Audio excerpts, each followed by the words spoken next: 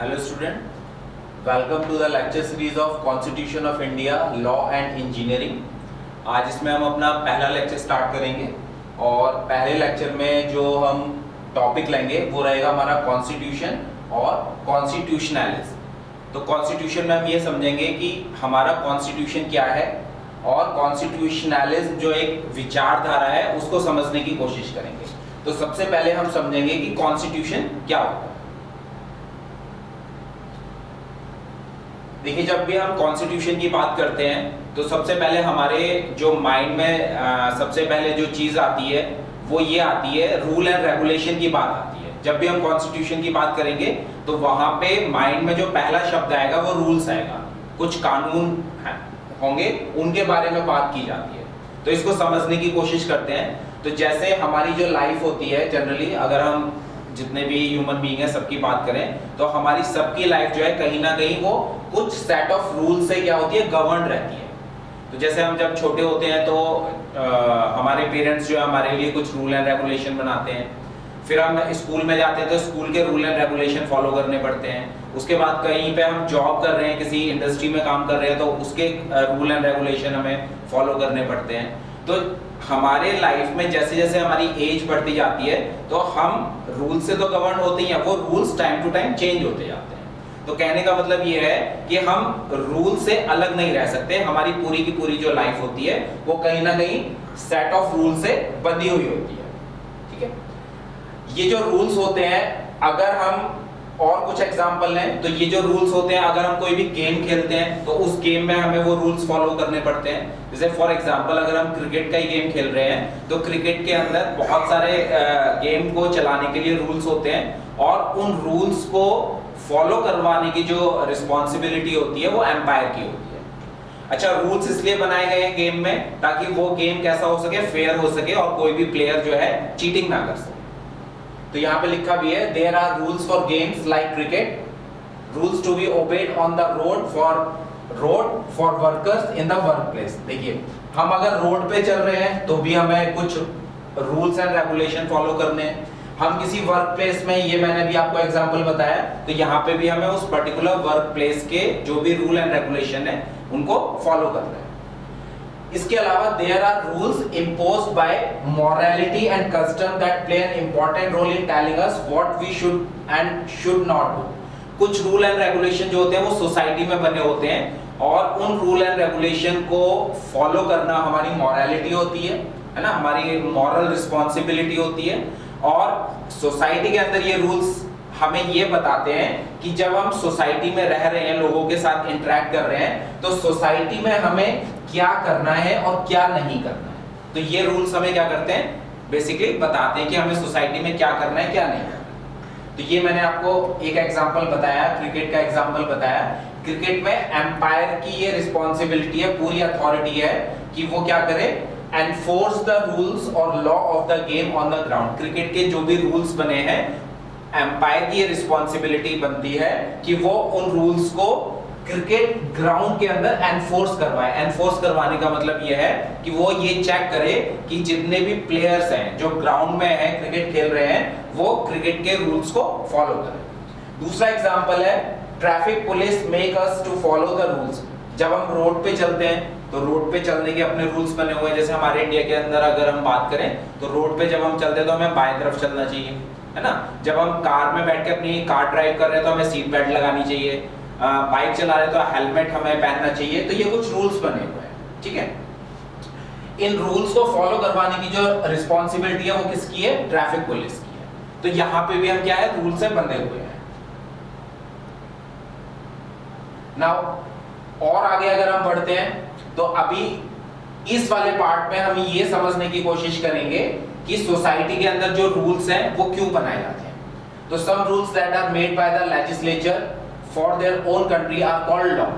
अब देखिए, लॉ किसको कहा गया है, रूल्स किसको कहा गया है, किसी भी देश में जो कानून बनाने की जो संस्था है ना। जैसे हमारे इंडिया में उसको लेजिस्लेचर बोला गया और लेजिस्लेचर के अंदर दो चीजें आती हैं हमारे इंडिया के अंदर, लोकसभा और राज्यसभा। मतलब हमारा क्या हो गया, पार्लियामेंट हो गया, ठीक है।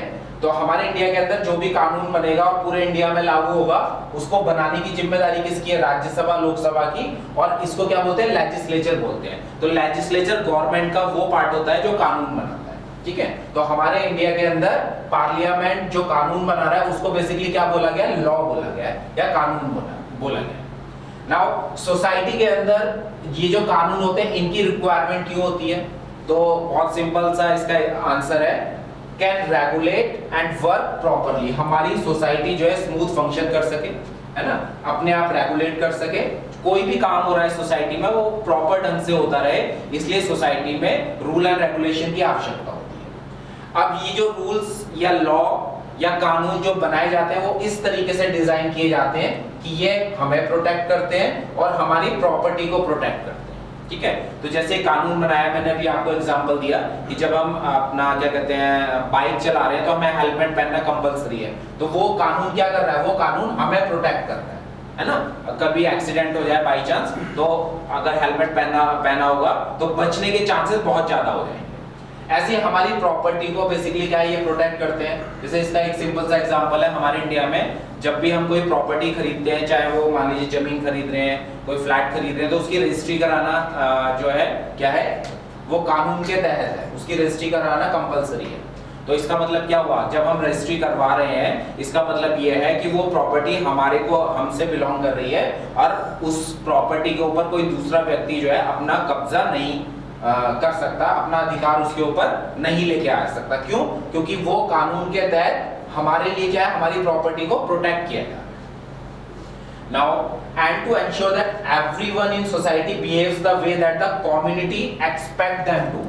दूसरा कानून का या लॉज का सोसाइटी के अंदर ये फायदा है कि सोसाइटी हमसे ये एक्सपेक्ट करती है कि हम एक कानून में रहते हुए सोसाइटी के अंदर काम करें, ताकि सोसाइटी हमारी जो है कैसे वर्क करती रहे? स्मूथ वर्क करती रहे, है ना।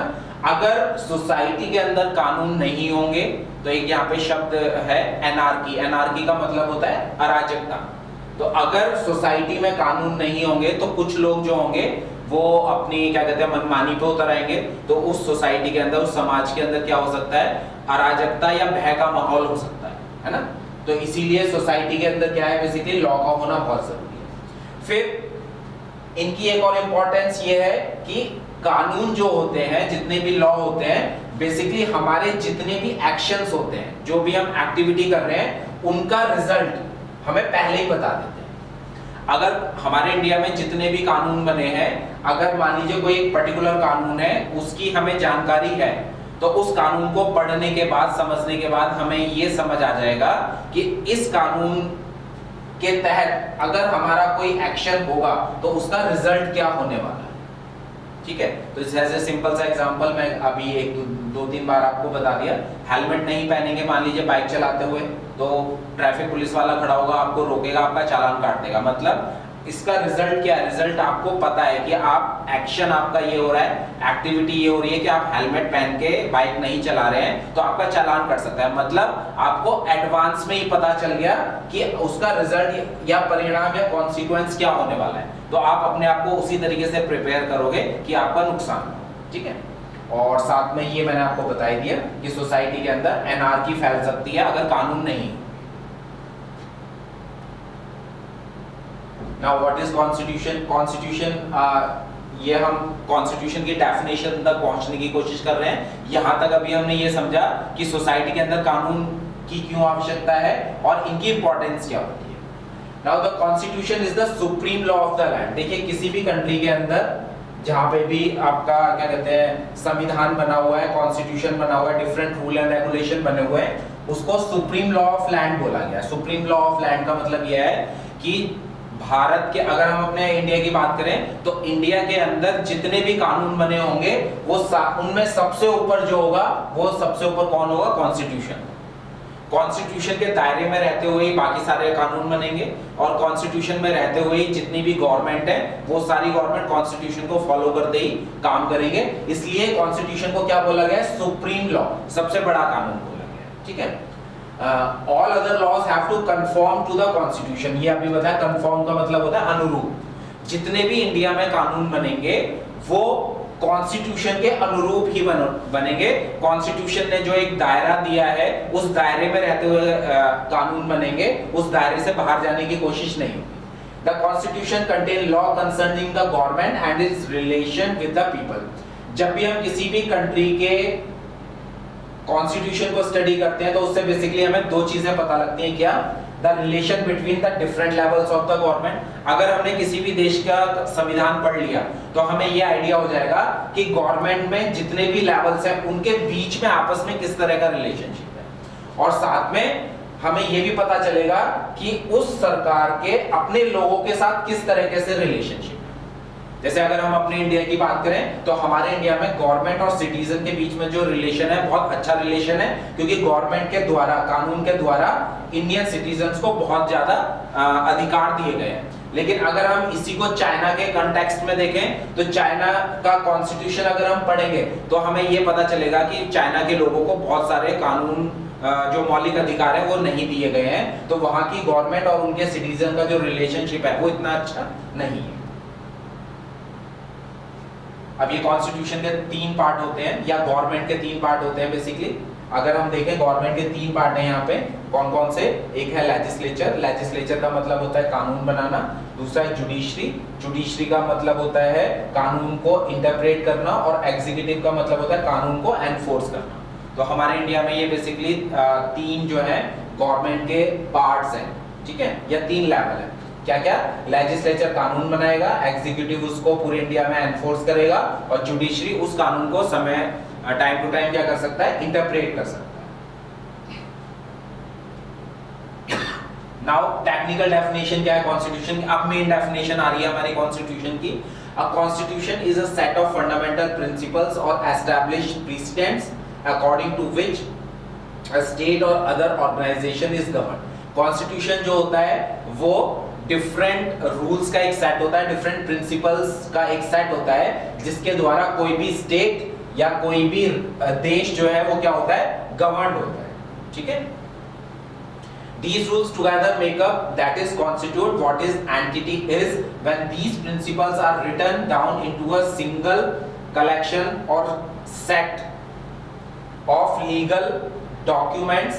Those documents may be said to comprise a written constitution। तो ये जो कलेक्शन है रूल्स एंड रेगुलेशन का, अगर इसको हम एक डॉक्यूमेंट में कलेक्ट कर लेते हैं, रिटन फॉर्म में ले आते हैं, तो उसी को क्या बोला गया? कॉन्स्टिट्यूशन बोला गया। तो हमारे इंडिया के अंदर कॉन्स्टिट्यूशन बेसिकली हम कह सकते हैं एक बुक की फॉर्म में है। सारे कानून जो है वो लिखे हुए हैं, हमारा देश किस तरीके से चलेगा वो सारी चीजें लिखी हुई हैं। जब ये सारे rules and regulation written form में सिंगल कलेक्शन में आ जाते हैं और ये लीगल डॉक्यूमेंट बन जाता है। लीगल डॉक्यूमेंट बनने का मतलब है कि पार्लियामेंट से इसको पास किया गया है, तो इस डॉक्यूमेंट को क्या बोला गया है? कॉन्स्टिट्यूशन बोला गया है। दूसरी डेफिनेशन क्या है? The document containing laws and rules which determine and describe the form of the government, the relationship between the citizen and the government is called a constitution, ठीक है। तो एक ऐसा डॉक्यूमेंट जिसमें इस तरह के लॉ और रूल्स, कानून होते हैं जो बेसिकली ये बताते हैं कि किस तरह की गवर्नमेंट होगी देश के अंदर, साथ में गवर्नमेंट और सिटीजन के बीच में किस तरह का रिलेशनशिप होगा। ऐसे लीगल डॉक्यूमेंट को हम क्या बोलते हैं? कॉन्स्टिट्यूशन, ठीक है। नेक्स्ट इसमें जो आज का हमारा टॉपिक है वो है कॉन्स्टिट्यूशनलिज्म। कॉन्स्टिट्यूशनलिज्म को बोलते हैं संविधानवाद, ठीक है।